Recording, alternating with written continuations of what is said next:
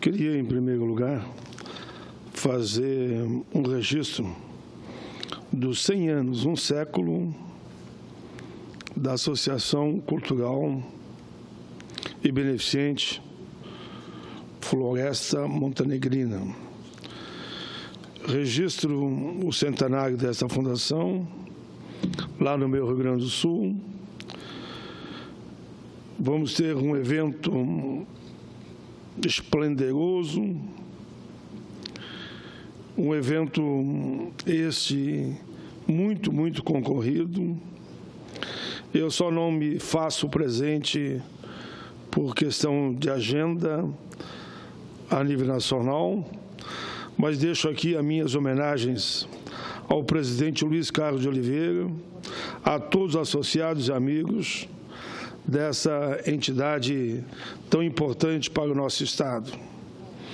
A Associação Floresta Montenegrina tem uma importância fundamental para o país na luta contra todo tipo de preconceito e na busca de direitos iguais para todos. Buscou sempre tornar visível o resultado da luta travada desde os primórdios tempos da sua existência até os dias atuais. Esses 100 anos passados certamente foram anos de grandes vitórias, ajudando a manter acesa a chama da esperança, do acreditar, do sonhar cada vez mais profundo, para que o povo negro, branco, índio, cigano não seja discriminado de forma alguma. A Associação Floresta Montenegrina é um dos mais de 57 clubes já identificados existentes no Rio Grande do Sul, com representação junto a todas as esferas governamentais, inclusive com acesso ao debate permanente na sociedade para melhorar a qualidade de vida e na busca de políticas humanitárias para todos. Tenho muito orgulho de ter feito já palestras junto a essa entidade. Essa entidade, com certeza, foi a peça principal de inúmeros atos que foram debatidos, assuntos que se relacionam com os direitos humanos. Uma entidade que sempre combateu o preconceito contra o povo negro. A Floresta tem compromisso com a população em geral, através de ações que visam diminuir as diferenças, não só raciais, mas econômicas e sociais. Os clubes sócios definem espaços associativos do Clube Étnico Afro-Brasileiro, originário da necessidade do convívio social com todos. Até o presente momento, foram identificados mais de 150 desses espaços por todo o país. No Rio Grande do Sul, são 57. Parabéns à Associação Cultural e Beneficente Floresta Montenegrina pelo centenário, entidade fundada em 28 de setembro de 1916. Senhor presidente, no último dia 1º de outubro, comemorou-se 13 anos da sanção do Estatuto do Idoso, lei federal de nossa autoria, de número 10.741 de 2003, que passou a vigorar com toda a força a partir de 1º de janeiro de 2004. Consideramos o Estatuto do Idoso, lei oriunda de proposta a qual apresentamos ainda quando éramos deputados e depois também como senador, uma das maiores conquistas do nosso país, a exemplo do que foi também o Estatuto da Pessoa com Deficiência e mesmo da Igualdade Racial, todos de minha autoria, que este, do idoso, beneficia 30 milhões de pessoas. Das pessoas com deficiência, beneficia 45 milhões de pessoas. E o da igualdade racial e social, eu diria que beneficia, no mínimo, 200 milhões de brasileiros. Os estatutos são peças importantes, peças jurídicas, que têm muito mais valor do que uma lei individual. Por exemplo, o Estatuto do Idoso possui 118 artigos. Cada artigo, eu diria, é uma lei, se fosse isolada, que dão garantia para a vida, liberdade, dignidade, saúde, alimentação, habitação, educação, cultura, esporte, lazer, emprego, profissionalização, previdência social, assistência social, proteção jurídica, criminalização dos preconceitos contra o idoso e também de maus tratos. O Estatuto do Idoso trouxe inovações importantíssimas em relação aos aspectos penais. A partir dele, os crimes contra os idosos ganharam a natureza de ação pública incondicionada, ou seja, são ações que devem ser levadas adiante obrigatoriamente. Quem cometer crime contra o idoso pode saber que vai ter que responder pelo resto da vida pelo crime cometido. Além disso, o Estatuto tipificou diversas situações como crime.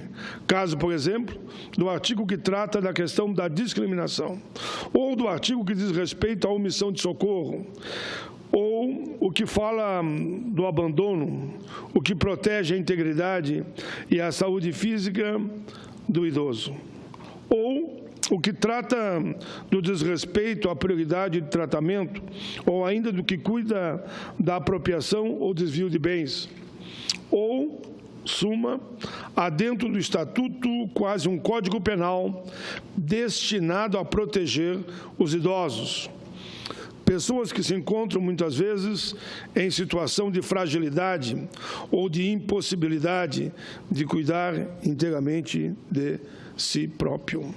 Porém, temos que ser realistas.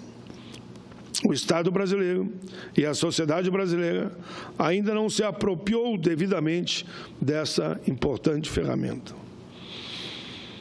Em muitos lugares que passo viajando pelo Brasil, quando eu falo do Estatuto do Idoso, ou mesmo do Estatuto da Pessoa com Deficiência, ou da Igualdade Racial, muita gente que não conhece esses estatutos, ou seja, essa ferramenta tão importante para a cidadania. O idoso ainda não recebe a devida atenção de nossos homens públicos, e o tema é de difícil acompanhamento por parte do grande público. Não é possível precisar, por exemplo, verbas orçamentárias destinadas aos idosos. Eu defendo muito a legalização definitiva dos fundos estaduais dos idosos e até os fundos municipais como instrumento arrecadatório para serem implementadas as políticas para os idosos. Senhor presidente, o nosso orçamento é falho nesse sentido. Infelizmente, o Executivo não apresenta no orçamento parte de verbas de grandes programas públicos para o idoso. E também não o faz para o deficiente. E também não o faz para aqueles que sofrem crime de preconceito. Por isso que apresentei também essas propostas de forma paralela.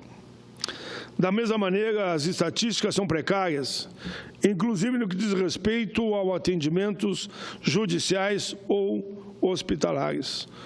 Os planos de saúde, por exemplo, não respeitam o que está ali consagrado no Estatuto, onde diz que a pessoa por idade avançada não tem que pagar uma prestação maior do que aquele que não tem 60 anos ainda. Até porque os mais jovens, quando pagam a prestação mais alta, já estão pagando prevendo o momento que ele ultrapassar os 60 anos. Penso que essas adversidades não devam ser vistas como obstáculos, mas como incentivos para que a gente continue nesta luta para a aplicação plena dos direitos dos idosos. Nesses 13 anos, fizemos muito, mas há muito ainda por fazer, até porque não podemos fugir da realidade. O Brasil, infelizmente, ainda não entendeu a importância da aplicação do Estatuto do Idoso para os idosos. Não entendeu a importância do Estatuto da Pessoa com Deficiência para 45 milhões de deficientes. Não entendeu a importância do Estatuto da Igualdade Racial para quase 200 milhões de brasileiros, porque eu sempre digo que a igualdade não é só para negros, é para negros, brancos, índios, ciganos, imigrantes, enfim, para ninguém ser discriminado por raça, por cor, por etnia, por origem, por procedência. A implementação de boa parte do dispositivo do Estatuto do Idoso ainda está pendente. Essas normas só se tornarão realidade por meio de esforço concentrado das categorias profissionais envolvidas com o atendimento às necessidades do idoso e principalmente por meio da luta e da mobilização dos próprios idosos. É importante que todos nós reconheçamos a questão da velhice como prioritária no contexto das políticas sociais. Aliás, este foi o principal objetivo de termos apresentado o Estatuto do Idoso, que desde 2003 se propõe a criar condições para promover a longevidade com qualidade de vida, colocando em prática ações voltadas não apenas para os que já ultrapassaram 60 anos, mas também políticas preventivas daqueles que vão envelhecer. Quero lembrar também, senhor presidente, que entre as principais conquistas da população com mais de 60 anos, após a promulgação do Estatuto do Idoso, destaca-se o benefício da Lei Orgânica da Assistência Social, LOAS. A quantidade de pessoas atendidas pelo BPC hoje já supera a marca de 1,7 milhão de idosos, que não tinham como se manter antes, porque antes a lei dizia que só quando a renda per capita não ultrapassasse a 1/4 do salário mínimo que ele teria esse direito. Agora mudou, desde que o idoso mostre que ele não tem como se manter, ele tem que ter assegurado o correspondente a um salário mínimo. Para se ter uma ideia da elevação do alcance desse benefício, registre-se que em 1996 apenas 42 mil pessoas estavam cadastradas para recebê-lo. Hoje ultrapassa, como eu disse antes, a 1.700.000 pessoas. O BPC é garantido constitucionalmente, tem caráter não contributivo e, ao lado da aposentadoria rural, propiciou uma elevação significativa da qualidade de vida do idoso brasileiro. Os rendimentos obtidos pelo idoso por meio do BPC e da aposentadoria movimentam a economia, eu diria, da maioria dos municípios brasileiros. Devemos ficar atentos às mudanças que o atual governo pretende implementar nesse importante benefício. Uma das maldades é desvincular o BPC da correção do salário mínimo. Senhor presidente, quem recebe esse benefício são pessoas muito carentes, tão carentes que a renda per capita mensal da família, em grande parte, fica aí em torno de 2 salários mínimos. Agora, estão dizendo que todos serão chamados à revisão. Eu considero uma maldade sem tamanho. Calcule 2 idosos, um filho deficiente e um outro filho, digamos, que em tese não é deficiente, poderão perder o benefício se assim entenderem os analistas que aqueles aposentados por invalidez não estão dentro dos critérios que eles listarem no momento atual. Calculem se eles tiverem 60 anos. O que será feito dessas pessoas? Finalizo, senhor presidente, dizendo: a situação social do idoso no Brasil revela a necessidade de debates mais aprofundados e uma mudança de comportamento da própria população. Eu venho tratando dessa questão do idoso há algumas décadas, sempre na perspectiva de dizer que a tendência mundial era aumentarmos o número de idosos e menos crianças nascerem na proporção do nosso envelhecimento. O nosso país é rico. O que está faltando é ampliar a oferta de recursos e valorizar também a terceira idade. Precisamos ter bem claro na nossa mente que uma sociedade boa é aquela que se preocupa, sim, com as suas crianças, mas também com os idosos. Essa é uma sociedade boa para todas as idades. Senhor presidente, eu sei que nesse momento Vossa Excelência vai usar a palavra. Eu queria, em seguida, será o senador Cristóvão e o senador Lindbergh também está vindo. Então, senador Cristóvão, como eu tenho um problema médico, se Vossa Excelência pudesse assumir a presidência, para que o nosso presidente pudesse usar a palavra, e o senador Lindbergh está chegando agora na sequência. Tanto está o assessor dele de plantão ali. Ó. Se Vossa Excelência não chegasse, eu ia perder o médico e ia ficar. Havia me comprometido com Vossa Excelência. Obrigado.